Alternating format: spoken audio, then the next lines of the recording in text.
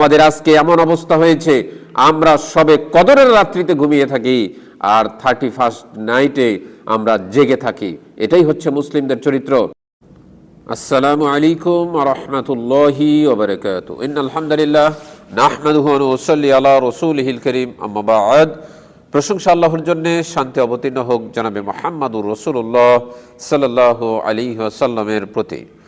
প্রিয় মুসলিম ভাই এবং বোনেরা, কিছু গুরুত্বপূর্ণ কথা আজকে আপনাদের সাথে শেয়ার করব। আমরা মুসলিম, কোনো কোনো গবেষণায় দেখা গেছে পৃথিবীতে 4000 ধর্ম রয়েছে, কিছু গবেষণায় দেখা গেছে পৃথিবীতে 10,000 ধর্ম রয়েছে। এত হাজার হাজার ধর্মের মধ্য থেকে আমরা কেন ইসলাম ধর্ম গ্রহণ করলাম? আল্লাহ সুবহানাহু ওয়া তাআলা পবিত্র কোরআনুল কারীমের সূরাতুল আল ইমরানের 3 নম্বর সূরার 85 নম্বর আয়াতে বলছেন, ওয়ামান ইয়াবতাগি গায়রাল ইসলাম দীনা ফালান ইউকবালা মিনহু ওয়া হুয়া ফিল আখিরাতি মিনাল খাসিরিন। অত্র আয়াতে আল্লাহ সুবহানাহু ওয়া তাআলা বলছেন, ওয়ামান ইয়াবতাগি, যেই ব্যক্তি তালাশ করে, যে ব্যক্তি খুঁজে নেয়, কি খুঁজে নেয়? ওয়ামান ইয়াবতাগি গায়রাল ইসলাম দীনা, গায়র ব্যতীত, ইসলাম ব্যতীত অন্য কোন দিনকে যদি সে তালাশ করে, খুঁজে নেয়, ওয়ামান ইয়াবতাগি গায়রাল ইসলাম দীনা ফালান ইউকবালা মিনহু, তা তাদের কাছ থেকে গ্রহণ করা হবে না, তা তাদের কাছ থেকে কবুল করা হবে না। এবং আখিরাতের দিন, ওয়া হুয়া ফিল আখিরাতি মিনাল খাসিরিন, আখিরাতের দিন সে ক্ষতিগ্রস্তের ভিতরে পড়ে যাবে, অর্থাৎ লোকসান পড়বে। সে যে পৃথিবীতে ধর্ম পালন করেছে তার বিনিময় তো কিছু পাবেই না, তার কারণে তাকে শাস্তি ভোগ করতে হবে। কেন? তুমি ইসলাম ব্যতীত অন্য কোনো দিন তালাশ করেছিলে। ইসলাম ধর্মে সমস্ত কিছুই নির্দিষ্ট করে বলা রয়েছে। আপনি আনন্দের দিন পালন করবেন, সেটাও ইসলামে বলে দেওয়া আছে।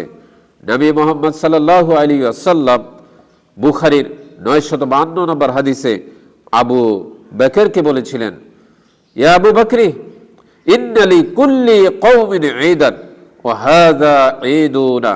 আবু বকর, জেনে রেখো যে প্রত্যেকটি জাতির যেমন আনন্দের দিন রয়েছে, ঠিক তেমনি ভাবে আমাদের আনন্দের দিন হচ্ছে ঈদুল ফিতর এবং ঈদুল আজহা।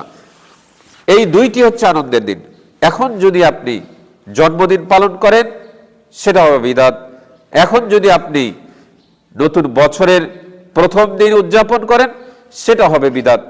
আপনি অন্য কোনো দিবস পালন করতে পারবেন না, কোনো বিবাহ বার্ষিকী পালন করতে পারবেন না, আপনি এগুলো পালন করতে পারবেন না। আপনি যদি 2টি দিন পালন করেন, ঈদের দিন, সেই 2টি দিন কিভাবে পালন করবেন? তা ইবাদতের মাধ্যমে, হালাল বিনোদনের মাধ্যমে। আপনি মানুষের বাড়িতে, আত্মীয় স্বজনের বাড়িতে গেলেন, তারপরে খাওয়া দাওয়া করলেন, নতুন পোশাক পরলেন, এগুলো হচ্ছে আনন্দ। কিন্তু আপনি গান বাজনা করবেন ঈদের দিন, পারবেন না। আপনি মদ খাবেন ঈদের দিন, পারবেন না। আপনি কোনো হারাম কাজ ঈদের দিন করতে পারবেন না। আপনার আনন্দটা হবে পবিত্র, পবিত্র হতে হবে আনন্দের দিন। কিন্তু আপনি বিধর্মীদের অনুসরণ করে বৎসরের প্রথম দিন উদযাপন করছেন, আপনি কোনো বিজয় দিবস, আপনি কোনো স্বাধীনতা দিবস পালন করছেন কবরে ফুল দিয়ে অথবা শহীদ মিনারে ফুল দিয়ে। এই ফুল দেওয়ার মাধ্যমে কবরবাসীর কি উপকার হবে? আপনি যদি মনে করেন এদেরকে আপনি উপকার করবেন ফুল দিয়ে, এটা আপনার ভুল ধারণা। ইসলাম আপনাকে এটা শিখেইনি। ইসলাম শিখিয়েছে মৃতদের জন্য দোয়া করতে। আপনি মৃতদের জন্য দোয়া করতে পারেন, আপনি ফুল দিতে পারেন না। আপনি ঈদের দিন পালন করতে পারেন, আপনি নতুন বর্ষ উদযাপন করতে পারেন না, নববর্ষ পালন করতে পারেন না, আপনি হ্যাপি নিউ ইয়ার পালন করতে পারেন না, আপনি 31st ডে নাইট পালন করতে পারেন না। আমরা মুসলিম, আমাদের আজকে এমন অবস্থা হয়েছে, আমরা সবে কদরের রাত্রিতে ঘুমিয়ে থাকি আর 31st নাইটে আমরা জেগে থাকি। এটাই হচ্ছে মুসলিমদের চরিত্র। আল্লাহ সুবহানাহু ওয়া তাআলা আমাদেরকে সঠিক ইসলাম মেনে জান্নাতে যাওয়ার জন্য সুযোগ তৈরি করে দিন। আসসালামু আলাইকুম ওয়া রাহমাতুল্লাহি ওয়া বারাকাতুহু।